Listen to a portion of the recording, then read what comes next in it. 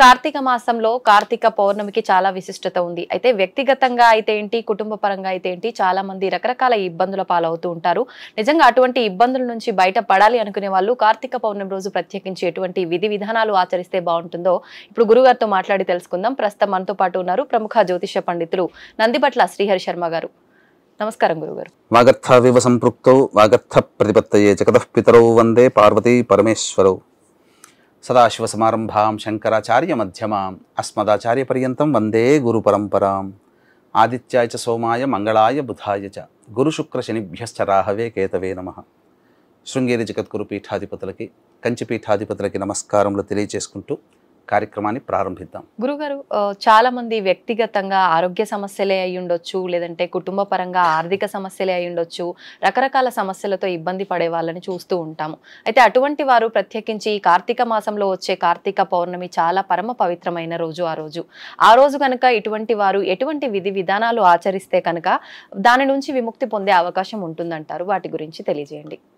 కార్తీక పౌర్ణమి ఈ ఉన్నటువంటి అన్ని మాసాలలోకెల్లా ఆవైకామ అంటే ఆషాఢము, వైశాఖము, కార్తీకము, మార్గశిరము మరియు మాఘమాసము, ఈ 5 మాసములు అత్యంత పుణ్యప్రదములుగా చెప్పబడి ఉంది. ఇందున ఈ ఆవైకామాలలో అనగా ఈ 5 మాసాలలో వచ్చే ఏకాదశులకి చాలా ప్రత్యేకమైనటువంటి పుణ్యం. ఆ ఏకాదశి వ్రతాన్ని ఆచరించినట్లయితే ఆషాఢ మాసంలో తొలి ఏకాదశి, కార్తీక మాసంలో ఉత్థాన ఏకాదశి అంటే విష్ణువు నిద్రపోయే రోజు, విష్ణువు మేల్కొనే రోజు ఈ చెప్పబడినటువంటి మాసంలోనే వస్తాయమ్మా. ప్రత్యేకించి ప్రతి పౌర్ణమికి ఒక్కొక్క ప్రత్యేకమైనటువంటి ప్రతిపత్తి ఉంటుంది, అంటే ప్రత్యేకమైనటువంటి పుణ్య ఫలితం ఆ పౌర్ణమి రోజున ఆచరించే విధానం. ఎందుకు పౌర్ణమి రోజున మనం ఈ యొక్క ప్రధానంగా మనం ఆచరిస్తామంటే, ఈ తెలుగు రాష్ట్రాలలో, కన్నడలో, కర్ణాటక రాష్ట్రాల్లో, ముఖ్యంగా తమిళనాడులో కొన్ని ప్రాంతాల్లో, మహారాష్ట్ర కొన్ని ప్రాంతాలలో చంద్రుని గమనాన్ని యొక్క అనుసరించి మన ముహూర్తాలు కానీ ఉంటాయి. అందుకనే ప్రతి ఒక్క శుభలేఖలో స్వస్తిశ్రీ చాంద్రమాన అనేటువంటిది వస్తుంది. అంటే చంద్రుని యొక్క గమనం అనుసరించి, చంద్రుడు ఎప్పుడైతే నిండుగా ఉంటాడో ఆ రోజున పర్వదినముగా భావిస్తూ ఆ రోజున విశేషమైనటువంటి కొన్ని కార్యక్రమాలు కనుక చేపట్టినట్లయితే మానవుడి యొక్క మనస్సు, మనఃకారకుడు చంద్రుడు కాబట్టి అట్టి మనస్సు ఏదైతే కోరుకుంటుందో ఆ కోరుకున్న దాన్ని ఆ చంద్రుడు సంపూర్ణంగా ఉన్న రోజున మనకు అనుగ్రహిస్తాడు. అందుకనే చంద్రుడికి ఏంటంటే షోడశ కళలు అని అంటారు. అంటే అమ్మవారు కూడా షోడశ కళలతో భాసిల్లుతుంది అని చెప్పి మనకు చెప్పబడుతుంది. కాబట్టి ఈ షోడశ కళాపూర్ణమైనటువంటి పౌర్ణమి రోజున ఎవరైతే వాళ్ళ యొక్క కామ్య కర్మలు అనగా వాళ్ళ యొక్క కోరికలు నెరవేర్చుకోవడం కోసం వ్రతాలు కానీ, పూజలు కానీ, హోమాలు కానీ చేస్తారో ఆ దేవతానుగ్రహం సంపూర్ణంగా కలుగుతుంది. ఎందుకంటే చంద్ర కళలు సంపూర్ణంగా ఉండేటువంటి రోజు ఆ రోజున. ఇక ప్రతి పౌర్ణమికి ఇంతకుముందు చెప్పుకున్నట్లుగా ఒక్కొక్క విశిష్టత ఉన్నట్లయితే ఈ కార్తీక పౌర్ణమికి చాలా విశిష్టత ఉంటుంది. అంటే జ్ఞానాన్ని ప్రసాదించేటువంటి పౌర్ణమి, కృత్తికా పౌర్ణమి, కౌముది పౌర్ణమి అని కూడా అంటుంటారు. కౌముది మాసం కూడా చెప్తుంటుంటారు. ముఖ్యంగా ఇది కార్తీక మాసం అంటే సుబ్రహ్మణ్య స్వామికి సంబంధించినటువంటి మాసంగా చెప్పబడి ఉంటుంది. ఇక ఈ కార్తీక పౌర్ణమి రోజున మిగతా అన్ని పౌర్ణములలో కంటే కూడా కార్తీక పౌర్ణమి నుంచి చంద్రుడి నుంచి వెలువడేటువంటి అమృత కిరణాల ప్రభావము ఏ వ్యక్తి యొక్క శరీరం నందు ఉంటాయో ఆ వ్యక్తి సకల రోగాల నుంచి, సకల బాధల నుంచి విముక్తి అవుతాడని చెప్పేసి మనకు శాస్త్ర ప్రమాణం ఉంది. కాబట్టి సర్వే సర్వత్రా వీక్షించేటువంటి ఐడ్రీమ్ ప్రేక్షకులు అందరూ కూడా ఈ యొక్క నియమాన్ని గనక పాటించినట్లయితే, ఇప్పుడు మనము సాధారణంగా అందరూ పాటించాల్సినటువంటి నియమం ఒకటి చెప్పుకుంటూ తర్వాత ఏ సమస్యలు వ్యక్తిగతంగా ఏ సమస్యలు ఉంటాయో వాళ్ళకి ఏ విధంగా చెయ్యాలనేటువంటి విషయాన్ని మనం క్లుప్తంగా తెలియచేసుకుందామమ్మా. ప్రధానంగా అంతకు ముందు రోజు వచ్చేసేసి వైకుంఠ చతుర్దశి. ఈ వైకుంఠ చతుర్దశి శివకేశవులు ఇద్దరు కూడాను మిత్రులే, శివకేశవులకి భేదము లేదని చెప్పి తెలుపుకునే సంవత్సరం మొత్తంలో ఏకైక పండుగ ఈ యొక్క వైకుంఠ చతుర్దశి. ఈ వైకుంఠ చతుర్దశి రోజున ఎవరైతే గోదావరి నదీ స్నానము చేస్తారో, కృష్ణా నదీ స్నానము చేస్తారో వారికి సమస్త పాపములు దొరికిపోతాయని చెప్పి మనకు చెప్పబడి ఉంది. ఈ యొక్క గోదావరి నదీ ప్రాంత, కృష్ణా నదీ ప్రాంతంలో ఉన్న వాళ్ళైతే వెంబడే ఆ యొక్క ముందు రోజు గోదావరి నది స్నానం ఆచరించండి. లేదు ఆ అవకాశం లేదు, హైదరాబాదు చుట్టుపక్కల విశాఖ అక్కడ ఉన్నటువంటి వాళ్ళకైతే గోదావరి ఉన్నది కాబట్టి అప్పుడు ఏం చెయ్యాలి అని అంటే గోదావరి నదిలో కొన్ని అన్న తెచ్చుకొని ఆ నీటిని బకెట్ నీళ్ళలో వేసుకొని ఆ నీటితో స్నానం చేసినా చాలు. గోదావరి లేదా మనం నీళ్లతో స్నానం చేస్తామో ఆ గోదావరి కృష్ణా నది ఆ నీటిలో ఉందనేటువంటి సంపూర్ణమైనటువంటి భక్తి భావన పెట్టుకొని ఆ నీటిని స్నానం ఆ భావనతో చేసినా ఆ ఫలితమే వస్తుంది. యద్భావం ఏం అవసరం లేదమ్మా, యద్భావం తద్భవతి. అంటే ఇక్కడ గంగేచ యమునే కృష్ణ గోదావరి సరస్వతి నర్మదే సింధు కావేరి జలేస్మిన్ సన్నిధింకురు కావేరీ తుంగభద్రాచ కృష్ణవేణీచ గౌతమి భాగీరథీచ విఖ్యాతాః పంచగంగా ప్రకీర్తితాః. ఇలాంటి చెప్పుకోవచ్చు. లేదా ఏ నదులైతే మన దేశంలో గుండా అన్ని రాష్ట్రాల గుండా అన్ని ప్రదేశాల గుండా ప్రవహిస్తుంటాయో ఆ నదుల పేర్లన్నీ చెప్పుకొని ఆ నదుల యొక్క శక్తి అంతయు కూడా ఇప్పుడు నేను చేసేటువంటి స్నానంలో తొట్టిలో లేదా బకెట్లో ఉండాలి, ఆ నీటిలో నిల్వ ఉండాలని చెప్పి సంకల్పం చేసుకుని ఆ నీటిని స్నానం చేసినా అదే ఫలితం ఉంటుంది. ఇక స్నానం ఆచరించిన తర్వాత శివకేశవులని ఇద్దరిని కూడా చతుర్దశి తిథి రోజున పూజించాలి. అనగా శివ సహస్రనామం విష్ణు సహస్రనామం. చతుర్దశి రోజున మనం ఏమవుతామంటే ఈ విధంగా చేయడం వల్ల పాప విముక్తులమవుతాము. గత జన్మ కర్మదోషం ఏదైతే ఉంటుందో అది ఆ కర్మదోషం తొలగిపోయి పాప విముక్తి మనకు కలుగుతుంది. కలిగిన తర్వాత తెల్లవారే పౌర్ణమి కాబట్టి ఈ పౌర్ణమి రోజున చేసేటువంటి పుణ్యము మనకు వేస్ట్ కాదు. అంటే ఏంటి, ఈ యొక్క పౌర్ణమి రోజున చేసేటువంటిది మనకు మన కోరికలు నెరవేరడానికి సంపూర్ణంగా ఆ ఫలితాన్ని మనం పొందుతాం. కాబట్టి పౌర్ణమి రోజున ఈ సంబంధించినటువంటి బ్రహ్మ ముహూర్తముననే లేచి కాలకృత్యాదులు తీర్చుకొని చక్కగా శివుని యొక్క చిత్రపటము కానీ శివలింగం దగ్గర కానీ ఆవు నేతితో దీపారాధన చేసి ఆ దీపారాధన చేసిన తర్వాత ఆ యొక్క పూజా మంటపంలో అష్టదళ పద్మం అనేటువంటిది వేయాలి. వేసిన తర్వాత మధ్యలో పుష్పములు పసుపు కుంకుమ ఆ విధంగా పెట్టి ఆ మధ్య దాంట్లో శివలింగాన్ని ప్రతిష్ఠింపచేసి ఆ యొక్క శివలింగానికి ఇరువైపులా ఆవు నెయ్యితో దీపారాధన చేయాలి. చేసి ఆ స్వామికి శివాయ నమః అనుకుంటూ అభిషేకం కానీ లేకపోతే యూట్యూబ్ కానీ టేప్ రికార్డ్ కానీ పెట్టుకుంటే ఈ నమక చమకం రుద్రాభిషేకానికి సంబంధించినటువంటివి ఉంటాయి. అవి వింటూ ఉండగా చాలా స్పష్టంగా భక్తి భావంతో సర్వము మర్చిపోయి ఆ ఈశ్వరుడే నా యందున్నాడు, నా పక్కన ఒక చక్కటి వేద బ్రాహ్మణుడు నా పక్కన ఉండి నాకు నమ్మకంని చదువుతున్నాడు అనే భావన పెట్టుకొని ఆ యొక్క అభిషేకము చేసుకుంటూ ఉండాలి. ఆ అభిషేకంలో విశేషమైనటువంటి ద్రవ్యములన్నీ కూడా చేసుకోవచ్చు.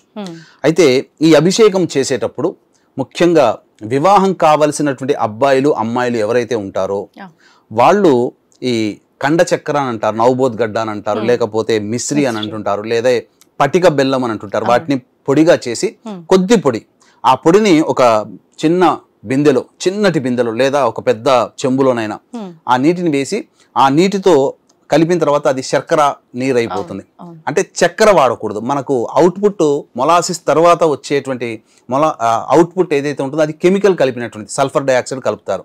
దానికంటే ముందు కండ చక్కెర కనుక పటిక బెల్లం ఉంటుంది అది వాడాలి ఈశ్వరునికి. ఆ విధంగా అభిషేకం చేసిన తర్వాత అప్పుడు ఆ స్వామికి అర్చన చేయాలి. అర్చన చేసేటప్పుడు కరవీర పుష్పంలో అని అంటారు. కరవీర పుష్పంలో అంటే గన్నేరు పూలు, మళ్ళీ పచ్చగన్నేరు పూలు పనికిరాదు, ఈ బిళ్ళ గన్నేరు పూలు పనికిరావు, గన్నేరు పుష్పంలే తెల్ల పుష్పములు ఉంటాయి, పింక్ కలర్ లో ఉంటాయి. ఆ విధంగా ఆ పుష్పాలు వాడవచ్చు, రెడ్ కలర్ లో ఉంటాయి. ఆ పుష్పములతో అర్చన చేసి ఆ పుష్పమాల స్వామికి వేయాలి. వేసిన తర్వాత చక్కెర పొంగలి నైవేద్యం వివాహం కావాల్సిన అబ్బాయిలు కానీ అమ్మాయిలు కానీ ఇదే విధానాన్ని అనుసరించాలి.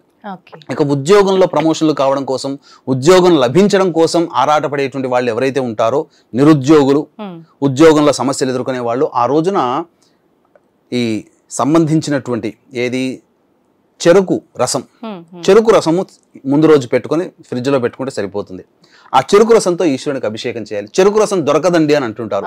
మరి చెరుకు రసంతో ఉత్పత్తి అయ్యేటువంటిది ఏంటి పదార్థము? బెల్లము.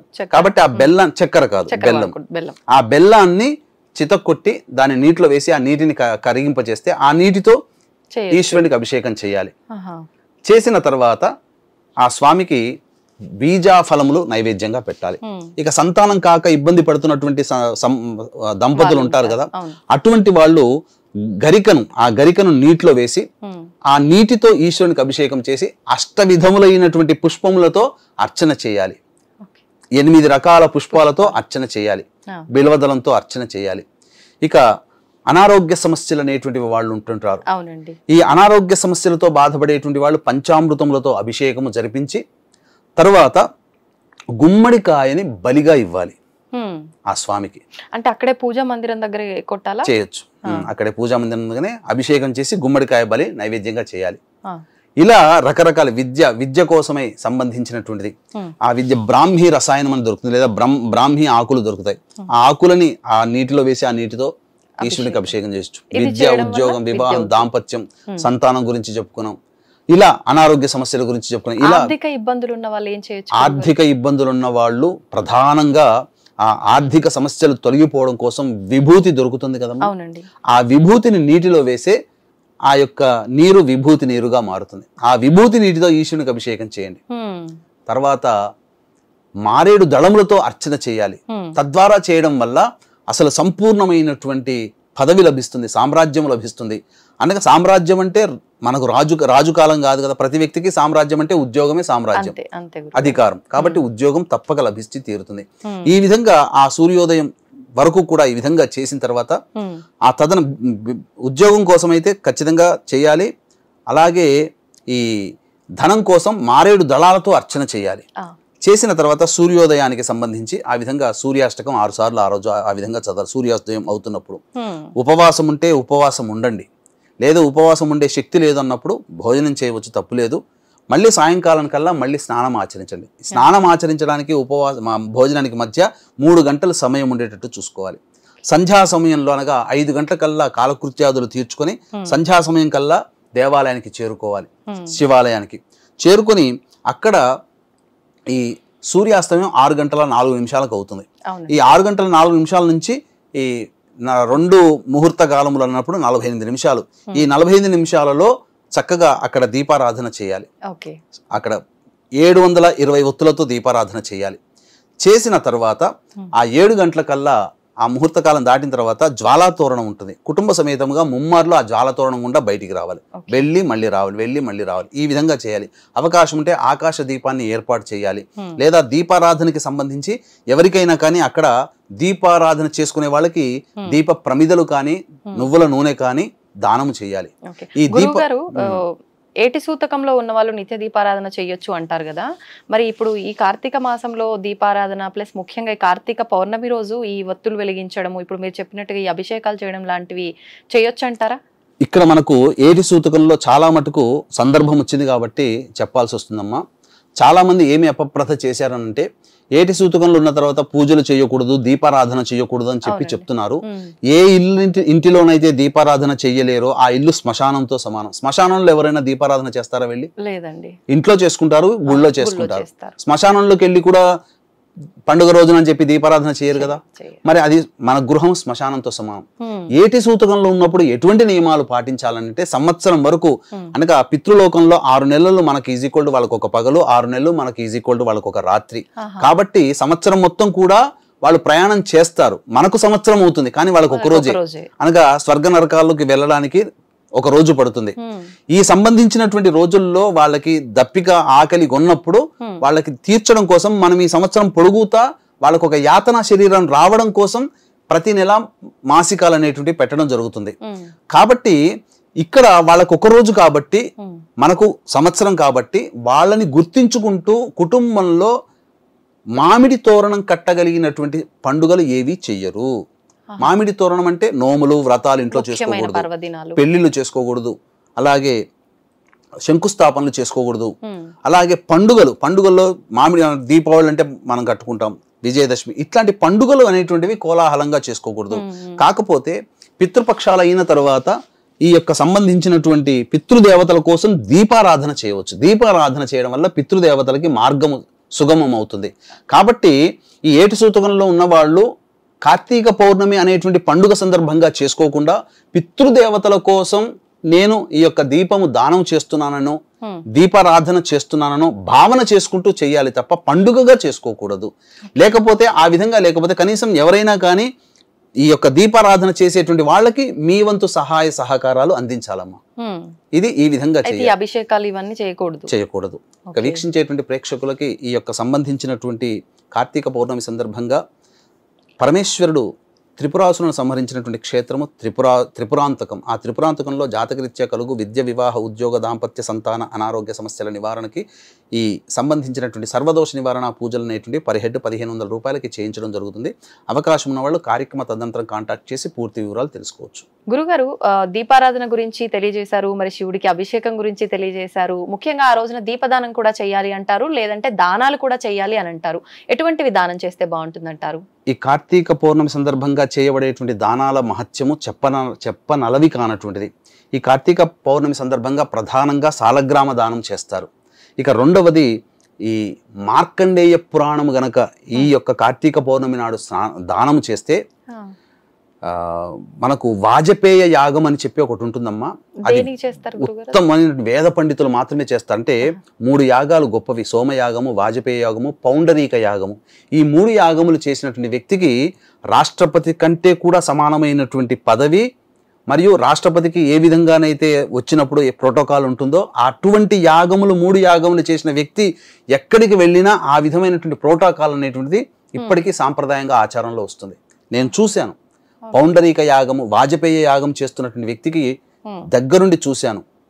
కాబట్టి ఆ యొక్క యాగము చేసినటువంటి ఫలితం మార్కండేయ పురాణాన్ని దానం చేయడం వల్ల కార్తీక పౌర్ణమి రోజున జరుగుతుంది. కాబట్టి ఒక మంచి బ్రాహ్మణుడికి ఈ యొక్క మార్కండేయ పురాణాన్ని దానం చేయాలి, సాలగ్రామ దానం చేయాలి, ఉసిరిక దానము చేయాలి, దీపదానం ప్రధానంగా చేయాలి. తులసి చెట్టు దగ్గర ఆ కార్తీక పౌర్ణమి రోజున తులసి చెట్టు దగ్గర సంధ్యా సమయంలో చక్కగా అష్టదళ పద్మం వేసి అందులో దానము చేయవలసినటువంటి దీపములు పెట్టి 3 దీపములు పెట్టి తరువాత అక్కడ మామూలుగా ప్రమిదలో తులసి చెట్టు దగ్గర దీపారాధన చేసి విష్ణు సహస్రనామ పారాయణం చేయాలి. ఎలా చేయాలి? తులసి చెట్టు దగ్గర దాని పక్కనే అమలక వృక్షము, అంటే తులసి వృక్షము పక్కన ఉసిరిక కాయలు ఉన్నటువంటి ఉసిరిక కొమ్మని పెట్టి విష్ణు సహస్రనామ పారాయణము చేసి అప్పుడు దీపదానం ఒక బ్రాహ్మడికి దానం చేయాలి.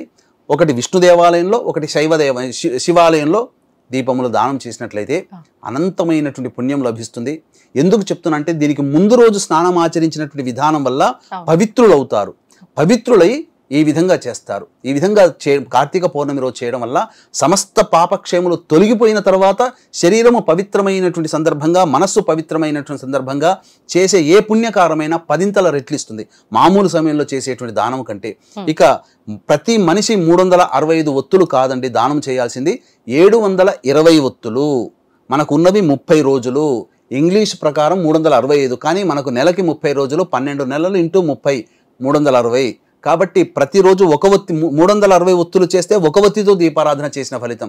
కాబట్టి 1 ఒత్తి దీపారాధన సరైనది కాదు.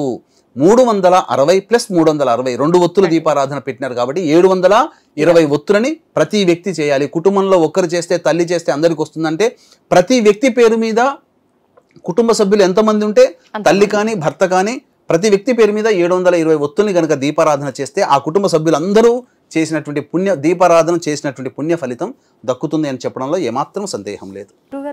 ఈ 5 రోజులు ఏవైతే ఉన్నాయో చాలా విశేషమైన రోజులు అని చెప్పి మనం మాట్లాడుకున్నాం. ఏంటి అంత విశేషం ఈ రోజులకి?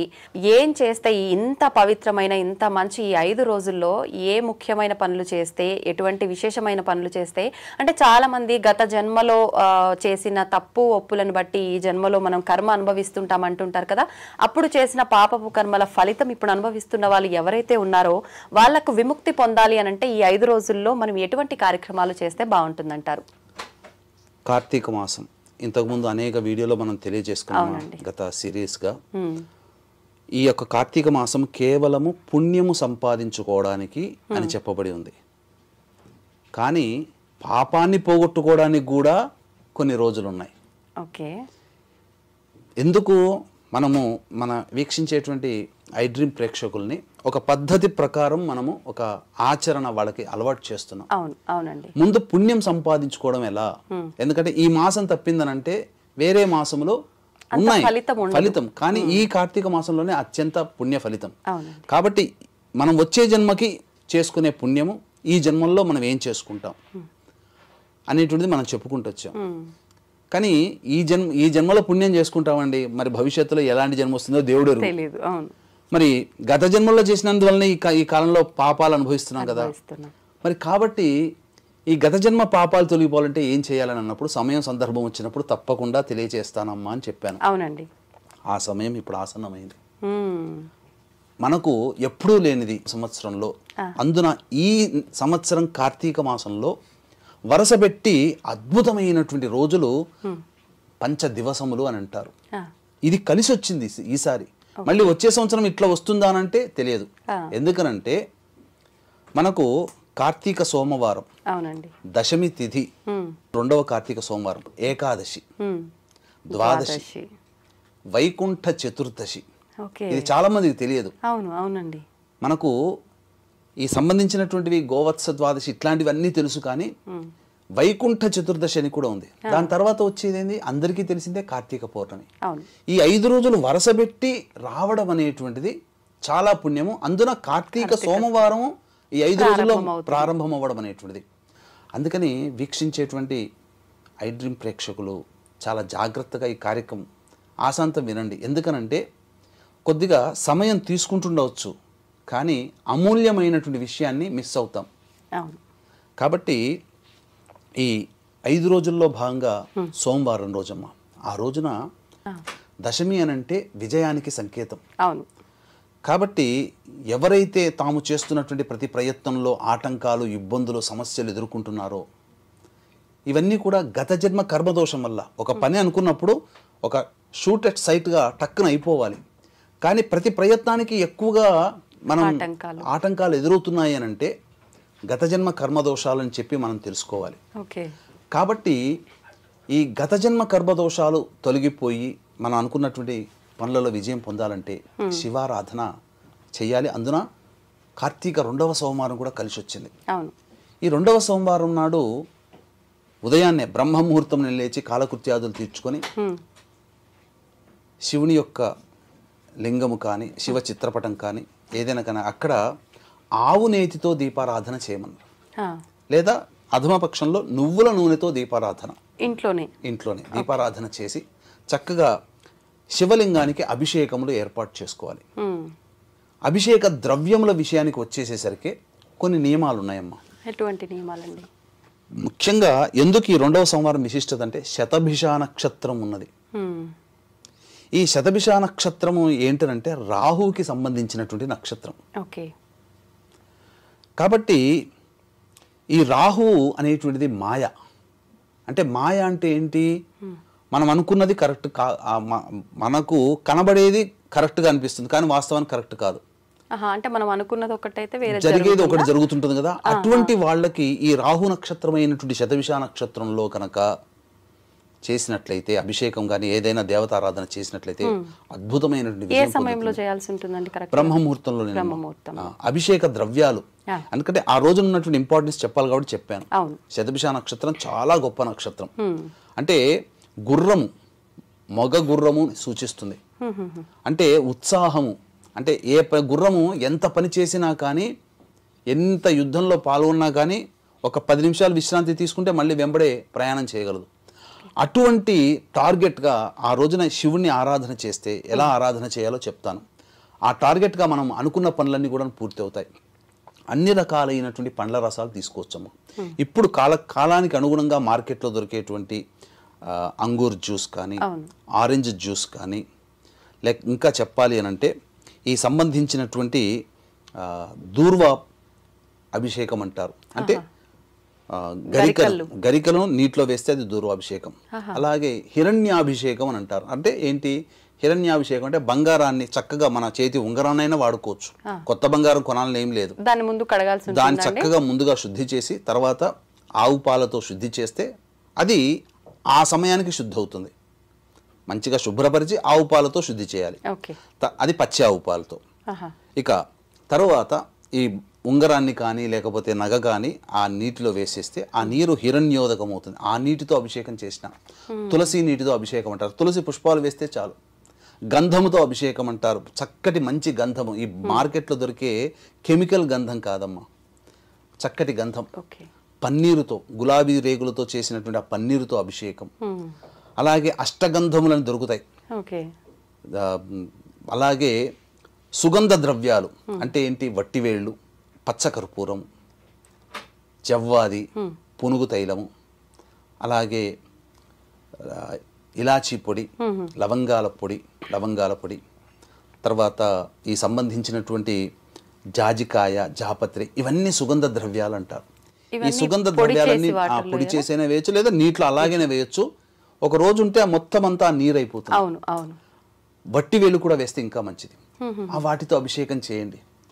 బిల్వ దళములు వేసితే ఆ బిల్వ దళాభిషేకం అవుతుంది. ఒక బిల్వ దళం వేస్తే చాలు. అలా తర్వాత పుష్పములు, పుష్పోదక స్నానం, పుష్పములతో అభిషేకం చేయొచ్చు, లేదా కొన్ని పుష్పాలు అనగా జిల్లేడు పుష్పాలు, తామర పుష్పాలు. ఈ యొక్క విశేషం ముఖ్యంగా తుమ్మి పుష్పములని దొరుకుతాయమ్మా. తుమ్మి కూర కూడా వంట చేసుకొని తింటారు, చాలా మంచిది. ఆ తుమ్మి పుష్పములతో కనుక స్వామికి అర్చన చేస్తే శివుడు ప్రీతి చెంది ఇవ్వనటువంటి వరం అంటూ లేదు.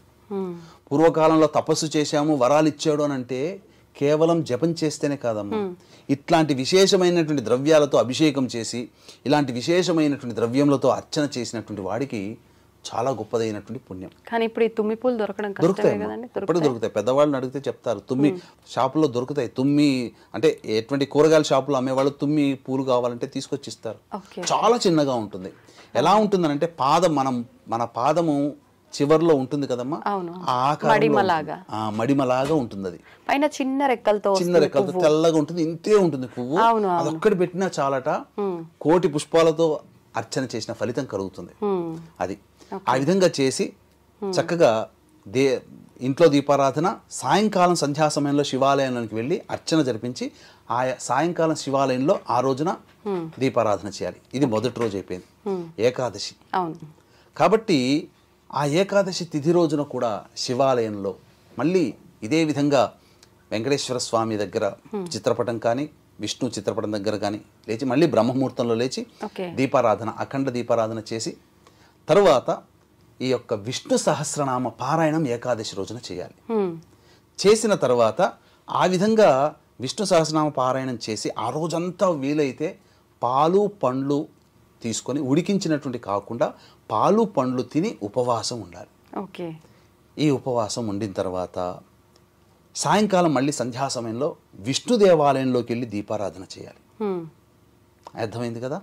ఇది తర్వాత ఈ ఉపవాసం మరుసటి రోజు ముగించాలా గురుగారు? మరుసటి రోజు కూడా చేస్తే విశేషం, ఎందుకంటే ద్వాదశి తిథి అయింది, అది క్షీరాబ్ది ద్వాదశి అయింది. మనం ఇంతకుముందు వీడియోలో కూడా చెప్పుకున్నాం. అంటే క్షీరసాగర మధురం ఆ రోజున మొదలు పెట్టారు. ఆ ద్వాదశి తిథి రోజున అంటే ఏకాదశికి ఎందుకు విశిష్టత అంటే నిద్ర నుంచి మేల్కొన్నటువంటి విష్ణు భగవానుడు బ్రహ్మ మహేశ్వరుల దేవతల సమూహంతో తులసి వనానికి వెళ్తాడట. ఆ రోజు ద్వాదశి రోజున కృష్ణుడికి తులసికి వివాహం జరుపుతారు, సంధ్యా సమయంలో జరుపుతారు. కాబట్టి కృష్ణుడు మేల్కొనేటువంటి సమయం కాబట్టి ఆషాఢ శుద్ధ ఏకాదశికి ఎంతటా ప్రాముఖ్యత ఉంటుందో కార్తీక మాసంలో వచ్చే ఈ ఏకాదశికి ఉత్థాన ఏకాదశి అని అంటారు, ప్రబోధిన్యేకాదశి అని అంటారు. ఈ ఏకాదశి కూడా విష్ణువు యోగమాయలో నిద్రలోకి వెళితే నిద్ర నుంచి మళ్ళీ మేల్కొనే రోజు ఈ రోజు. ఎంతటి విశేషం! ఈ రోజు నుంచే ఉత్తరాయణ పుణ్యకాలం ప్రారంభం అవడానికి సమాయత్తం అవుతుంది. కాబట్టి ఆ రోజున ఏకాదశి రోజున ఆ విధంగా చేయాలి.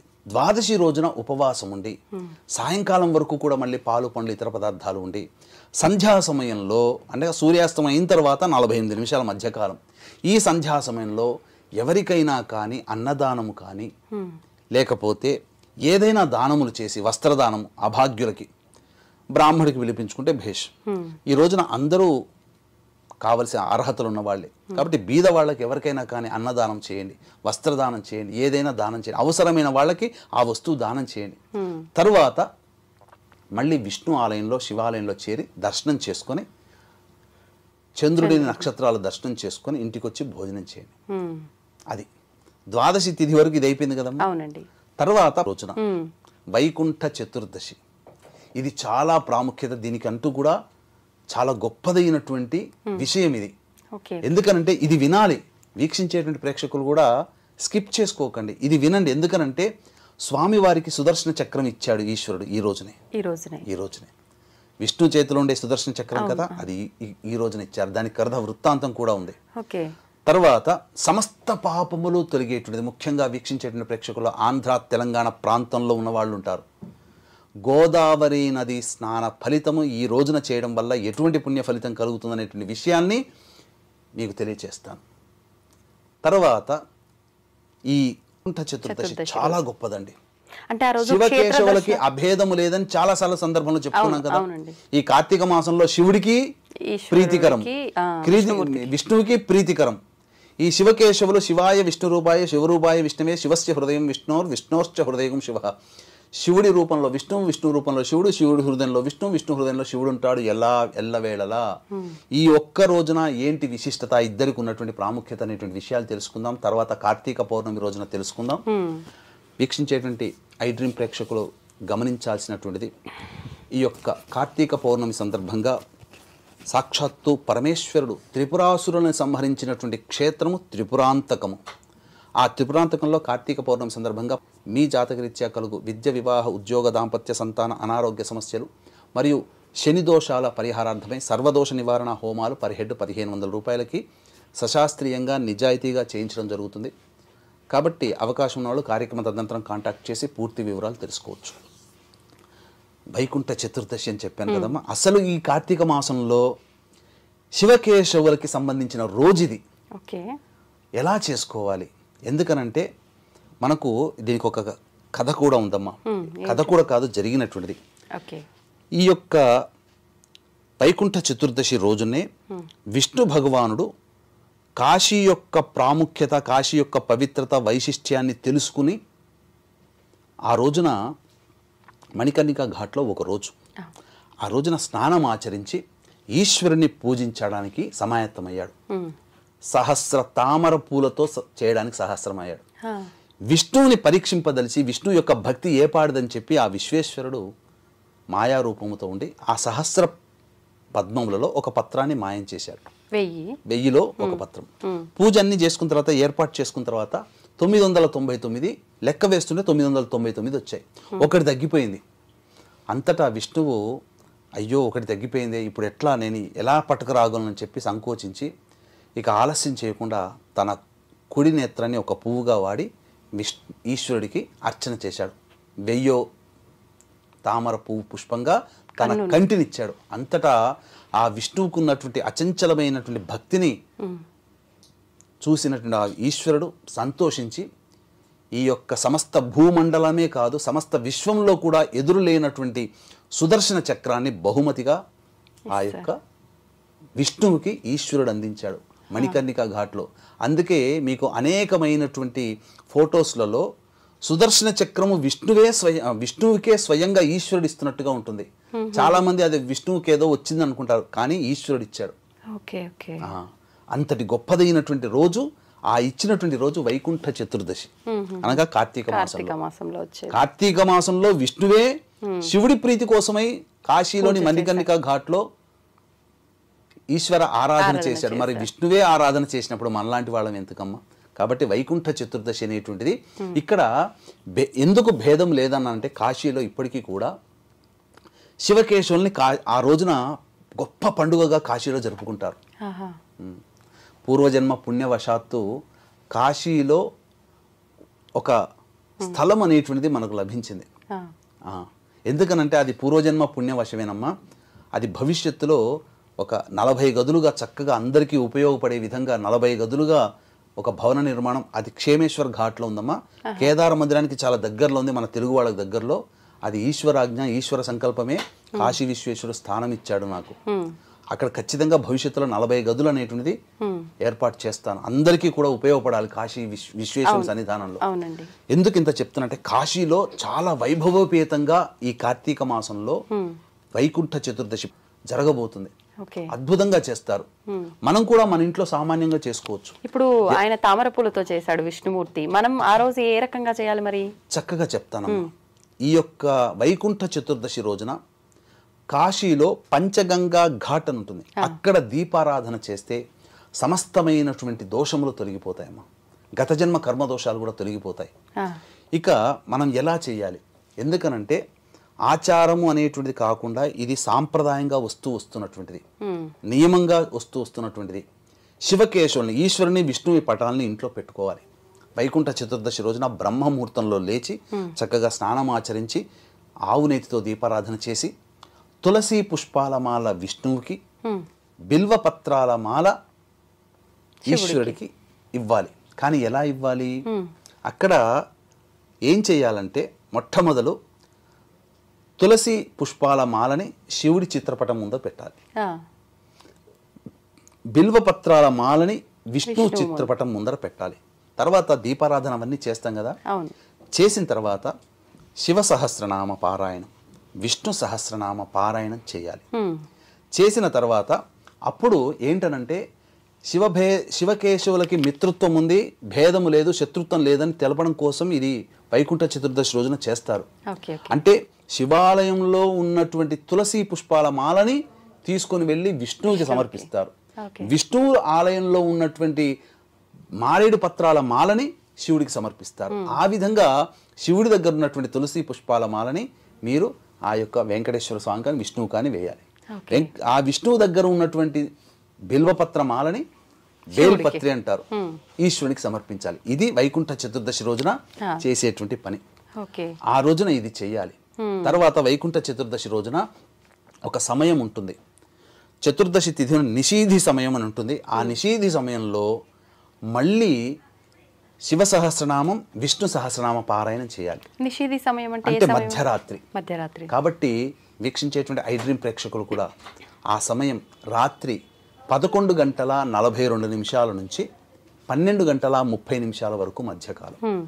ఆ సమయంలో ఇవి రెండు పూర్తి చేసి ఉన్నట్లయితే ఆ వైకుంఠ చతుర్దశి రోజున జాగరణం చేసినటువంటి ఫలితం కూడా లభిస్తుంది. ఆ తరువాత 15వ తారీఖు రోజున మళ్ళీ బ్రహ్మముహూర్తంలో లేచి కాలకృత్యాదులు తీర్చుకొని మళ్ళీ ఆవు నేతితో దీపారాధన చేసి కార్తీక పౌర్ణమి సందర్భంగా దీపారాధన చేయాలి. ఇప్పుడు మీరు చెప్పినట్టుగా ఈ మాలలు ఇవన్నీ మనం ఇంట్లోనే శివుడి ఫోటో దగ్గర పెట్టి, విష్ణుమూర్తి ఫోటో దగ్గర లేదు, శివాలయంలో శివుడికి దగ్గర పెట్టినటువంటి, అనగా శివుడికి పెట్టకూడదు, శివుడి యొక్క గర్భగుడిలో శివుడి ముందు పెట్టినటువంటి తులసి మాలను తీసుకుని వెళ్ళి విష్ణువుకి ఇవ్వాలి. విష్ణువు దగ్గర ఉన్న